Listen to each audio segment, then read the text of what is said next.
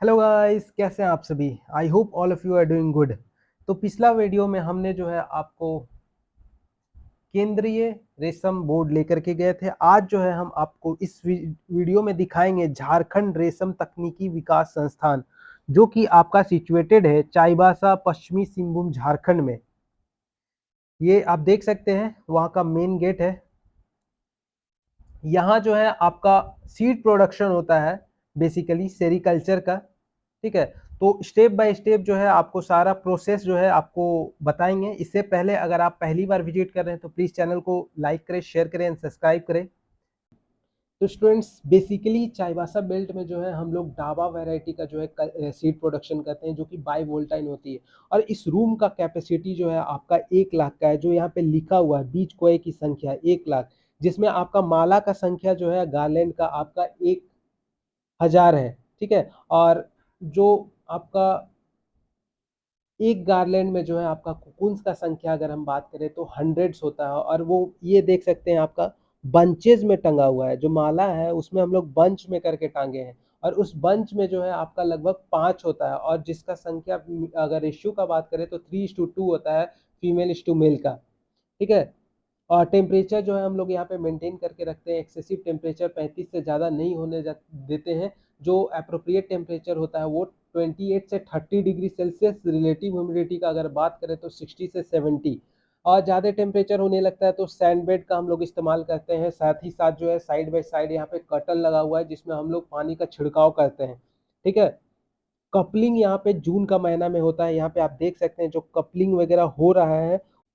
Coupling होने के बाद जो है हम लोग उसका 8 घंटे बाद जो है पंख को काट देते हैं फीमेल का, ताकि हमें पता चल सके। और 48 घंटे के बाद जो है हम लोग उसको अर्देन पोर्ट में रख देते हैं। वो भी हम आपको बाद में दिखाएंगे अर्देन पोर्ट। ठीक है, अगर हम मेल और फीमेल का डिफरेंस का अगर हम बात करते हैं तो ये कलर बेसिकली डिफरेंस होता है। येलो कलर की फीमेल होती है और पर्पलिश ब्राउन का जो है आपका मेल होता है। जिसका साइज अगर हम बात करें तो फीमेल का साइज बड़ा होता है। ठीक है, और मेल का साइज स्मॉलर होती है। एंटीना का बात करें तो मेल का एंटीना जो है लार्ज है और फीमेल का एंटीना जो है स्मॉल है। एब्डोमेन जो है मेल का शॉर्टर होता है, फीमेल का लार्जर होता है। एब्डोमेन में अगर आपको विंग का देखेंगे, ट्विस्टिंग का, तो फीमेल मेल का जो है ट्विस्ट ज़्यादा होता है, ज़्यादा एंगल से। ये देख सकते हैं ट्विस्टिंग जो है विंग में आपका ज़्यादा एंगल से हो रहा है, बट फीमेल में जो होता है वैसा नहीं होता है। Both male and female can not fly, but male may briefly fly to locate female for copulation. Coupling होगा। कपलिंग यहाँ पे जो लेबर होता है ऑलरेडी देखते रहता है वो, है ना। जैसे कपलिंग हुआ वो देख लिया, कपलिंग स्टार्ट हुआ तो कैंची से पंख को काट देगा, फीमेल का, मेल का नहीं, है ना। काट दिया तो एक आइडेंटिफिकेशन हो गया कि वो कपलिंग कर लिया। 8 घंटा के बाद उसको फीमेल को निकालेगा, निकालने के बाद उसको इसमें रख देगा मदन पोर्ट में। 8 घंटा के बाद रखेगा, फिर उसको 72 घंटे तक इसी में रहने देगा। 72 घंटे के बाद फिर हम लोग क्या करेंगे, इसका माइक्रोस्कोपिक टेस्ट करेंगे। तो सर ऐसे आप बताए कि फीमेल उड़ नहीं सकता है, तो उसका पंख को काटने का क्या वो रोल? आइडेंटिफिकेशन है। यही तो मेल अगर कपलिंग के बाद उड़ गया अच्छा तो बहुत सारा फीमेल होगा ना, आपको मालूम कैसे चलेगी कि कौन सा फीमेल ने अच्छा, किसको रखना है? हाँ तो आइडेंटिफिकेशन के लिए हम लोग जो कपलिंग कर रहे हैं उसका विंग को अच्छा। काटते जाते हैं। दोनों विंग नहीं, एक एक विंग भी काफी है। और आके उसमें कलेक्ट कर देते हैं। हाँ हाँ, इसमें जब रखेंगे तो दोनों विंग को हम लोग काट देते हैं। काटने के बाद इसमें रख देते हैं 72 घंटे के लिए। 72 आवर्स। आवर्स के बाद उसके बाद फिर टेस्टिंग करते हैं। हाँ हाँ, ये देखिए देखिए एब्डोमेन में खाली प्रिक करते हैं और एक स्लाइड ऑलरेडी पहले से तैयार करके रखते हैं, जिसमें KOH हम लोग potassium hydroxide potassium hydroxide already उसमें 2 बूंद डाल के रखते हैं, ताकि जो उसका टिश्यू होगा वो पूरी तरह से गला देगा। और उसमें अगर कोई प्रोटोजोआ है तो प्रोटोजोआ को गला नहीं पाता है, तब उसको वो स्मेयर को हम लोग अच्छा से KOH में मिलाते हैं, फिर कवर स्लिप से ढक के माइक्रोस्कोप में देखते हैं। अगर उसमें बेसिकली हम लोग प्रोटोजोआ डिजीज़ के लिए टेस्ट करते हैं। फेब्रिन बोलते हैं उसको हम लोग, फेब्रिन डिजीज़। अगर वो प्रोटोजोआ है तो चावल चावल जैसा दिखेगा। अगर वो दिखा तो फिर उसका सीड हम लोग यूज़ नहीं करेंगे, उसका अंडा को। अगर वो नहीं है तो फिर उसका अंडा को हम लोग सीड तैयार करेंगे। इसके बाद में अंडा बनाने का प्रोसेस, जितना भी अंडा जिसमें डिजीज़ नहीं है सबको कलेक्ट करके फिर उसको साफ करके सुखा के फिर पैकिंग होता है। पैकिंग करने के बाद फिर तब जाके फार्म आउट हो जाता है। हाँ, नहीं, क्योंकि बहुत ज़्यादा दिन ये डायपोज में था, 6 महीने डायपोज में था, तो अभी एक लेंग का मतलब अंडा देने का कैपेसिटी कम होगा, लगभग 125 से 150 तक होगा। बाकी जो क्रॉप में होता है वो 250 से 250 तक चला जाता है, 300 तक भी चला जाता है। इन फर्स्ट क्रॉप में एवरेज 120, 30, 150 से नीचे ही रहता है फर्स्ट क्रॉप में खाली। दो ग्राम करके एक DFL बनता है, 2 ग्राम। DFL का full form? Disease free legs. अच्छा, ये सुना हुआ है। 14-15 रुपया है। 14 से 15 प्रोडक्शन में 200 मिलीग्राम 15 रुपये में 200 के वो ये मिलता है अंडा। 1 DFL का वेट जो होता है 2 ग्राम। ऐसे काउंट करके तो हम लोग देंगे नहीं ना, हम लोग के पास वेटिंग मशीन रहता है। नहीं, 2 ग्राम मिलीग्राम में अंडा का वेट होता है। 10 मिलीग्राम एक अंडा का वेट होता है, तो 2 ग्राम होगा तो लगभग 200 अंडा होगा उसमें। अच्छा, वही तो लिखा है। अर्जुना, हाँ 3 फूट प्लांट है ना, टोमेटोसा, अर्जुना और सोरिया रोबस्टा। सोरिया रोबस्टा तो मतलब होता नहीं है ना, तो जंगल में ही होता है। तो हम लोग प्लांटेशन खाली अर्जुना और अर्जुन आसन को ही कर सकते हैं। ये आसन है और ये अर्जुन है। आसन करने के लिए टोमेटोसा जिसको हम लोग चौकी गार्डन में पालन करते हैं।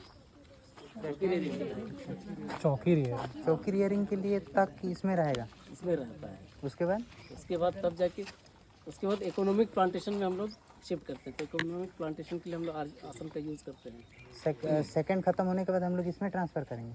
हाँ, मतलब उस चौकी रेयरिंग इसमें नहीं होता है। अर्जुन का प्लांटेशन में ही होता है, लेकिन जो यंग एज रेयरिंग इसमें भी हो सकता है, उसमें दोनों में हो सकता है उस केस में। अच्छा, पर उसमें अगर दोनों में हो सकता है फिर भी आप अर्जुन को क्यों प्रेफर करते हैं? ये चौकी रेयरिंग के लिए, जैसे चौकी रेयरिंग अर्जुन का प्लांटेशन तो हाइट मेंटेन करने में इजी होता है। इसका पत्ती अलग होता है ना, ये फैलता है, वो स्ट्रेट ऊपर जाता है। इसका कैनोपी ज़्यादा हो जाता है। तो मतलब जैसे चौकी गार्डन में क्या होता है ना, 4x4 में ही प्लांटेशन करते हैं। अगर हम लोग इसको 4x4 में प्लांटेशन करेंगे तो ये बहुत ज़्यादा सट जाएगा, वो उतना सटता नहीं है।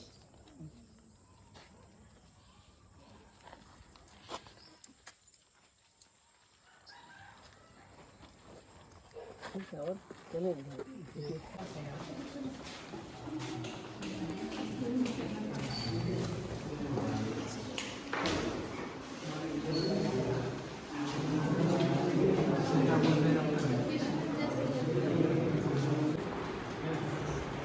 ये कपड़ा बनाने का मशीन है जो हाथ से चलता है। पावर लूम नहीं, मैनुअली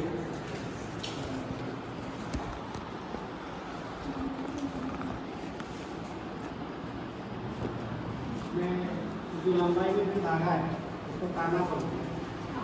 हाँ, काना बोलते हैं, काना। इंग्लिश में वर्क बोलते हैं, वर्क, WARK, वर्क।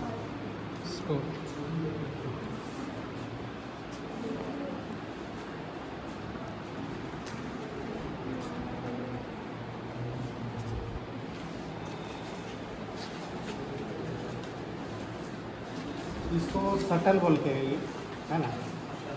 हाँ, और इसको फर्न बोलते हैं। इसमें इस तरह से धागा लपेट के इसमें लगाते हैं और इसको इधर इसमें लगाते हैं, है ना। इसको धागा, ये जो धागा है इसको वेफ्ट बोलते हैं, WEFT। हाँ, वेफ्ट। हिंदी में भरनी बोलते हैं या बाना बोलते हैं, काना बाना। ताना और बाना मिल करके ये कपड़ा बनाता है।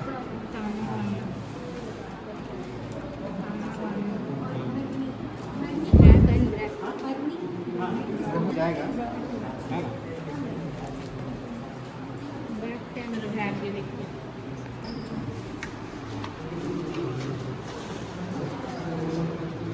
ये है आपका हिल है, हिल बोलते हैं। क्या बोलते हिल हील HEALD हिल्ड हाँ हिल्ड है ना। इसमें क्या है, ये जितना धागा है ना, इसमें से आधा जो है इसमें डाला हुआ है और आधा इसमें डाला हुआ है। इसमें एक आई होता है हिल आई, आँख बना हुआ, इसमें धागा को घुसाया हुआ है ना? इस तरह से बांटा गया है। और ये जो दोनों हिल है इसको नीचे दो पैडल से चला जोड़ा गया है ना। तो ये जिस पैडल को दबाएंगे उसमें जो धागा है वो नीचे आएगा और ये इस तरह से यहाँ गैप बनेगा। ये गैप बन गया है ना, और इसको उस जो गैप है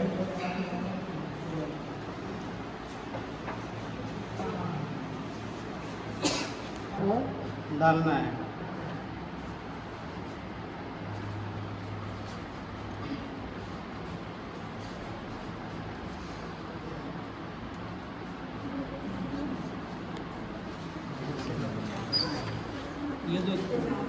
ये जो शटल है ना, ये शटल के द्वारा इस धागा को डाला जाएगा, ठीक है ना। फिर दूसरा पैडल दबाना है, फिर इसको जो डाला गया धागा है उसको इसको ठोकना है ना।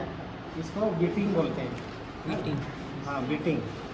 ये जो हम कर रहे हैं ना, डाला गया धागा है उसको हम इसे ठोके है ना, इसको सटाने के लिए उसको बीटिंग बोलते हैं।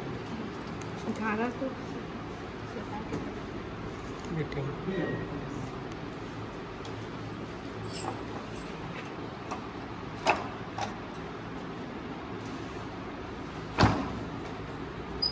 तो ये जो है ये चलते रहेगा ये है ना। तो ये जो ताना है और ये बाना है, ये दोनों मिलकर के ये कपड़ा बनाएगा। ये वाला ये ताना है और इधर वाला बाना। हाँ, ये लंबा वाला ताना है। अच्छा। अच्छा मतलब दो लाइन डालना है, एक हॉरिजॉन्टल और एक वर्टिकल। हाँ है ना। तो इसमें एक कॉटन वाला है ना। ये कॉटन है। सैम्पलिंग में हाँ, ताना और बाना ये दोनों कॉटन है। इसमें पता चल गया।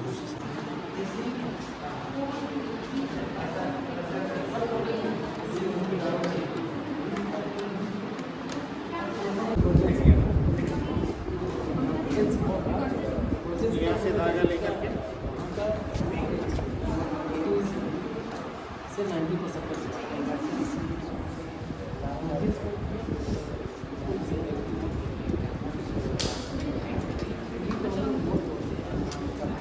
इसी तरह से भरना है।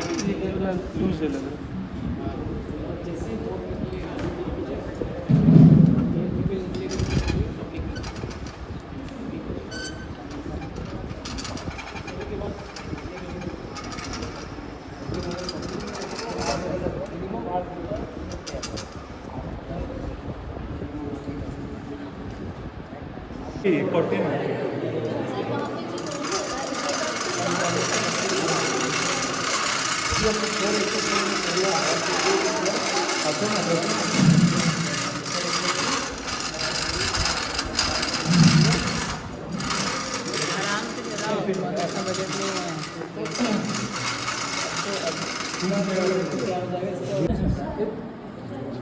ये जो उसके बाद अच्छा अच्छा मतलब ये वहाँ पे जैसे वहाँ में पूरा डाल उसके बाद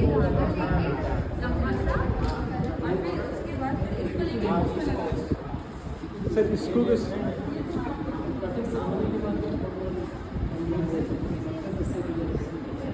ये वाला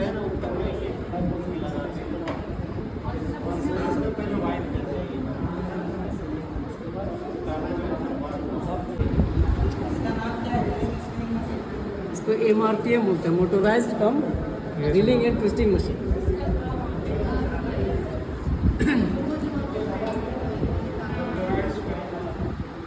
MRTM organised cum drilling and twisting machine.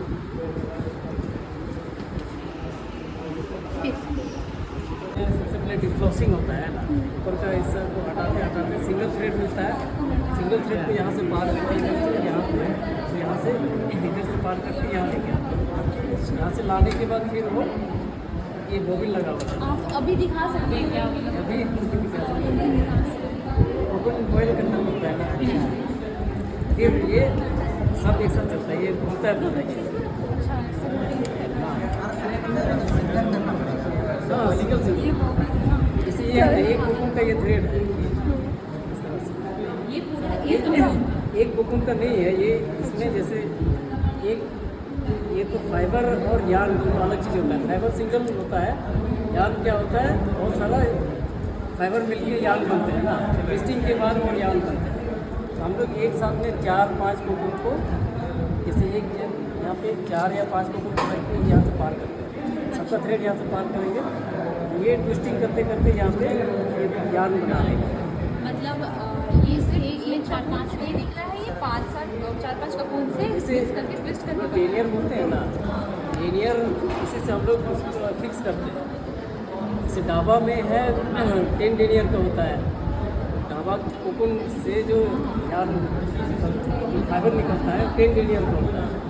तो हमको कितना डेनियर का ये धागा बनाना है, यदि 60 का बनाना है तो 6 कोकुन लगेगा, 70 डेनियर का बनाना है तो 7 कोकुन लगेगा, 80 डेनियर का बनाना है तो 8 कोकुन लगेगा। तो एक बार में हम लोग 8 कोकुन का थ्रेड को पास करते हैं यहाँ से।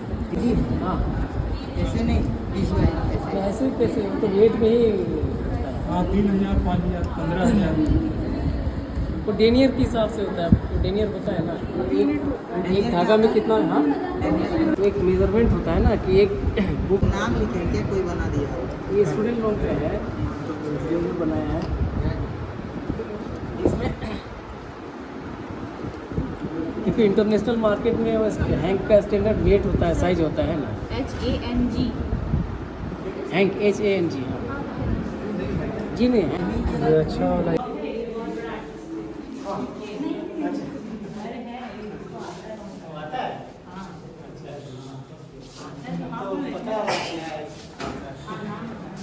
ये वाला है ना।